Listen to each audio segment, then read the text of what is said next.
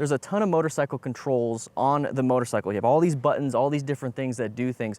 What you need to understand is that there's two separate types, okay? So there's primary controls and secondary controls. Primary controls are gonna be the controls that allow you to operate the motorcycle, like the throttle, front brake, rear brake, shifter, clutch, stuff like that. Secondary controls are going to be the horn, the high beams, and then the turn signals, and then all these little other things. They're very important, but they don't actually operate the motorcycle. So we're going to go over the primary controls first, and then we're going to talk about the secondary. So the primary controls are going to be your throttle, which is going to be on the right side. You have your front brake lever right here. You have the clutch lever on the left side, and then on the right foot, which we'll show you pretty soon, is that's going to be the rear brake pedal, and on the left foot is going to be your shifter. So those are the primary controls. Secondary controls, you have all the other controls basically are secondary. So you have your engine start, you have your engine cutoff switch, which is red, which we'll talk more about. You have your key ignition area right here. You have your horn, you have your turn signals, and you have your high beams. So if you notice, a lot of the stuff is going to be on the instrument panel, and a lot of the stuff is going to be within thumb reach on each side. So let's go ahead and go over the throttle real quick. Okay, we're going to go from right to left. So the right side, the throttle. So this throttle is going to go ahead and turn about halfway through. If you notice, it stops. So this is 100%, this is 0%. So when you're rolling on the throttle, that's what this is. When you're rolling off the throttle, that's what that is. So if you also notice, it's not going to keep spinning around. So it's actually very, very, very secure, and you're able to actually turn pretty well even with a throttle hand with proper controls.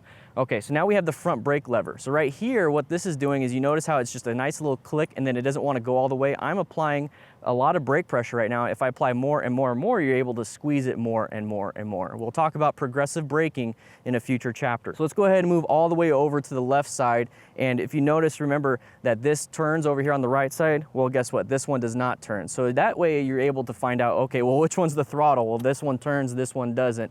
So the left side's not going to be the throttle. So if you notice, we have a lever on this side and a lever on this side. So this lever over here is the front brake. This lever over here is the clutch lever. Now what this lever does is it's going to disengage and engage the transmission, which will allow you to move. We'll talk more about that when we get to the friction zone. But one thing that's different from this lever and then this lever way over here is that this lever, it can squeeze easily all the way to the end. This lever right here, it wants to stop. So if you are confused about what is the brake, what is the clutch lever, this clutch lever will just easily close all the way. The front brake lever will want to stop itself because it's going to have resistance. We talked about the throttle, we talked about the front brake lever, the clutch lever, and now we're going to talk about the other primary control, which is going to be on your right foot. This is the rear brake. So if you notice, we can push down, but it's just like that front brake where it's going to give us resistance. So the same thing, you're going to do progressive brake pressure and press down, and then the rear tire will actually slow down. When you're riding, you're going to press down on the rear brake. And when you're not applying rear brake, you're going to put the ball of your feet on the pegs. When it's time to apply some rear brake pressure, we're going to move over and apply some rear brake pressure. So moving off to the left side, we have the shift lever. So this is going to be the shift lever. So right now the bike is in neutral. So when I press down all the way and you hear that click, that is going to be in first. It's half a click to go up into neutral, and then a full click from first to second. So if you notice, I can keep doing this, and all I'm doing is going one gear at a time. I can't hold it up and go from second, third, fourth, fifth, sixth, or whatever it is. Also, same thing applies when you go down.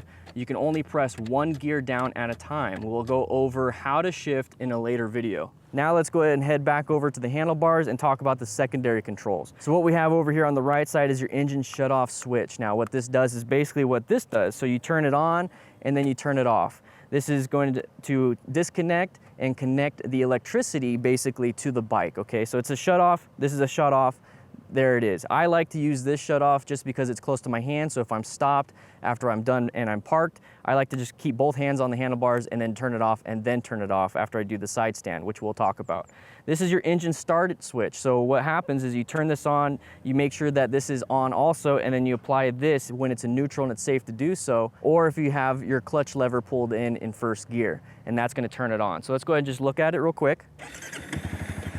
That's what happens when you push that, and that this is on and this is on. So when I talked about the engine cutoff switch, it turns off the engine, but the electricity is still on, so you have to turn the ignition off also. So now that we know about the engine cutoff and the engine start switch, we're gonna go ahead and move on over here to the actual ignition area. So you actually have an on, off, and then if you push in and turn left on some bikes, or you push in, turn right, it all depends on which bike you have. You can actually lock the steering column or lock the key inside of it. So that's just something you want to look into on your own bike. But right here, what this does mainly is just turns on the engine, it goes through a self-check, and it's ready to go, but it won't go until you have the engine cut off, ready to go. So if you notice, you can kind of hear it. Let me go ahead and do it again.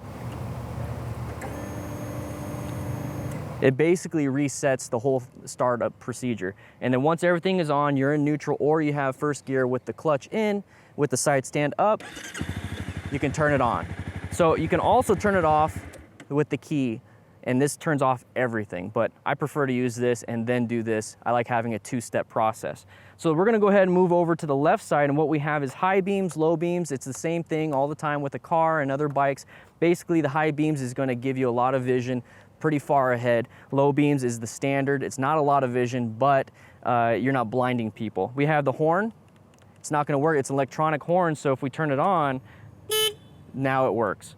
So it's going to turn that back off. So electronic horn, so don't worry too much about this horn unless you really want to waste some movements. It's always better to use your primary controls for emergency maneuvers versus a secondary control. You also have your indicators. So a lot of things, they go left, they go right, and then you have to push it in to cancel. And that's pretty much this set in stone for most motorcycles there. I consider the side stand as a secondary control that can influence your primary controls. So the side stand is very important to put down when you're done riding. You don't want to just hop off the bike, obviously. But here's one thing I want you to know. There's some side stands, you can kind of see it right there. There's an electrical wire that's going to go to the engine. So just like the secondary controls up on the top, you have the engine shut-off switch.